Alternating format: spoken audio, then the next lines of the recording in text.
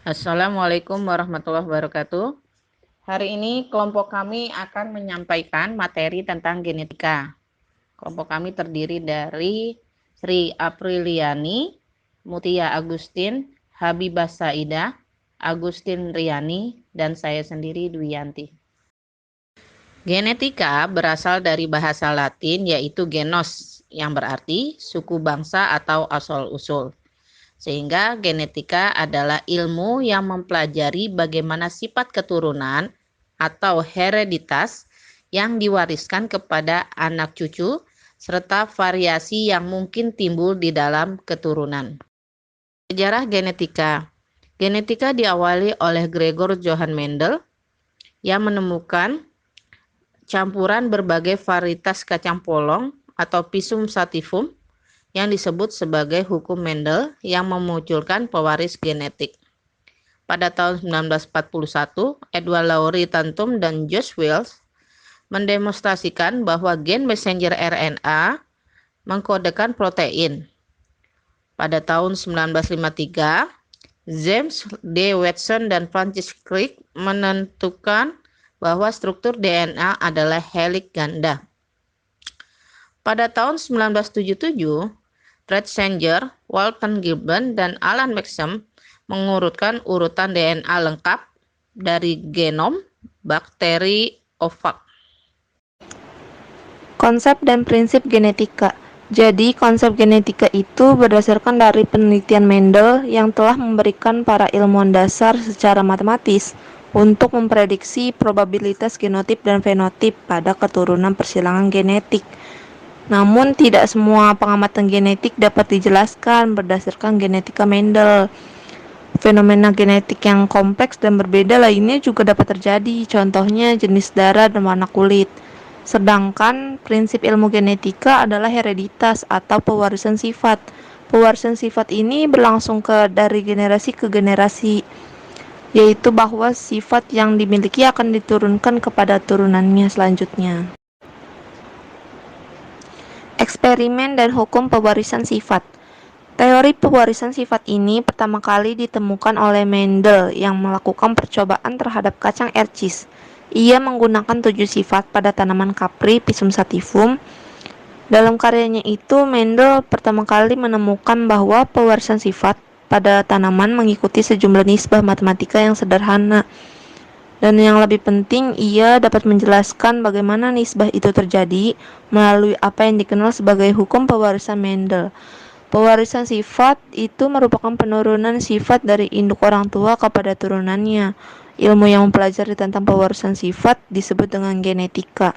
Kini Mendel disebut juga dengan bapak genetika.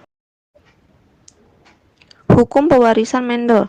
Teori pertama tentang sistem pewarisan Mendel yang dapat diterima kebenarannya dikemukakan pada tahun 1865 oleh Gregor Johann Mendel menjadi dua, yaitu satu, hukum Mendel 1 atau hukum segregasi yang disebut dengan the law of segregation of allelic genes, yaitu hukum pemisahan gen yang selela.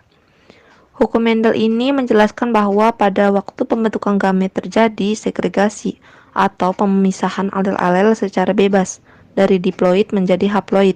Hukum Mendel 1 ini kita dapat pelajari dari persilangan monohibrid, yaitu persilangan dengan satu sifat pembeda. Sebab pada pembentukan gamet pada generasi kedua, gen alam alel mengalami pemisahan secara bebas dalam dua sel gamet. Pemisahan kedua gen tersebut tidak dipengaruhi satu sama lain atau independen. Persilangan monohibrid ini juga dapat menunjukkan sifat dominasi yang muncul secara penuh atau tidak penuh.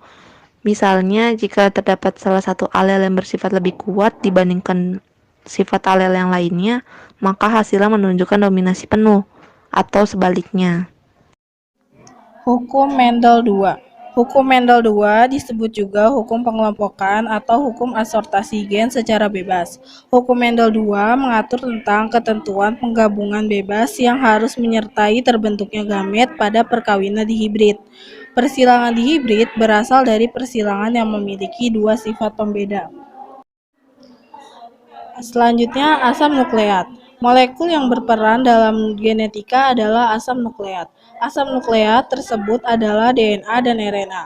Asam nukleat DNA dan RNA terdiri dari subunit nukleotida. Masing-masing nukleotida tersusun atas gugus fosfat, gula, dan basa nitrogen. Pada DNA berupa gula deoksiribosa, sedangkan pada RNA adalah gula ribosa. Gen. Gen merupakan unit paling kecil dari materi genetik yang berperan dalam pengendalian perwarisan sifat. Dalam kromosom, gen atau keluarga gen terletak dalam lokasi tertentu. Lokasi itu disebut juga dengan lokus. Kromosom. Kromosom adalah materi genetik yang berupa benang-benang halus atau kromatin, yang berfungsi sebagai pembawa informasi genetik pada keturunannya. Istilah kromosom pertama kali diperkenalkan oleh W. Waldeyer pada tahun 1888. Walaupun Fleming pada tahun 1879 telah melihat pembelahan kromosom di dalam inti sel, kromosom tersusun oleh untai DNA yang sangat panjang dan terkondensasi sehingga menjadi lebih rapat dan kompak.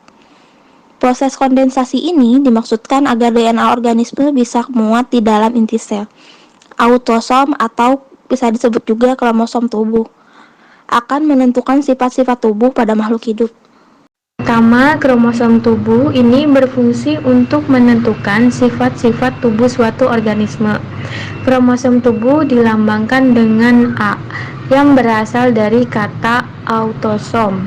Autosom tersendiri terdiri dari 22 pasang atau berjumlah 44 buah. Kedua yaitu kromosom kelamin.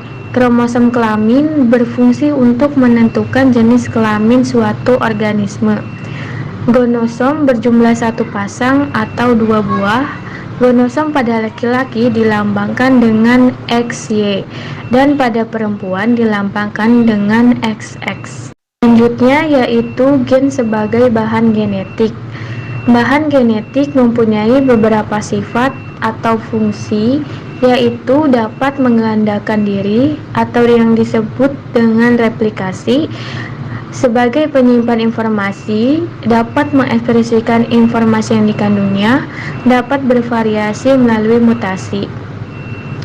Di sini dijelaskan bahwa ekspresi gen adalah suatu penentuan sifat dari suatu organisme suatu gen.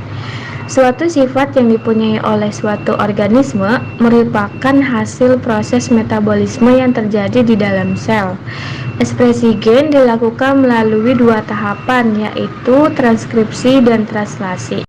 Setelah bahan genetik di dalam sel somatik menggandakan diri, maka bahan genetik ini dapat memisah sama rata ke sel-sel anaknya selama proses mitosis. Selama pembentukan sel gamet, bahan genetik mengalami replikasi sebelum memisah ke sel-sel anaknya. Hanya saja pada proses ini sel anak hanya mengandung bahan genetik setengah dari sel tertuanya. Proses ini disebut dengan proses meiosis. Sperma yang mengandung bahan genetik yang tidak diekspresikan, sehingga bahan genetik di dalam sperma merupakan penyimpan informasi. Informasi yang tersimpan di dalam bahan genetik di sel sperma dapat diekspresikan kemudian. Misal, bila terjadi zigot, kemudian terbentuk individu baru. Demikian presentasi dari kelompok kami tentang genetika.